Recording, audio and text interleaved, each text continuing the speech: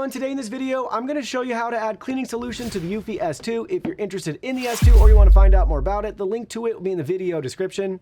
First things first, on the solution we have eufy's hard floor cleaner here. We have a remove label on both the top and the bottom. So we're going to go ahead and we're going to remove both of those labels. So just peel them right off. Don't worry, nothing's going to spill out with those removed. We need to go to our clean water tank and remove that. And up at the top, you'll notice right here, this is where the cleaning solution is going to be installed. So we just take it, line it up at the bottom there, and then just gently press it in place.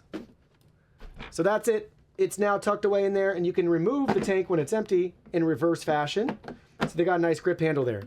But we have the solution installed now, and the last step is just to put our clean water tank back in, and that's it. Simple and straightforward.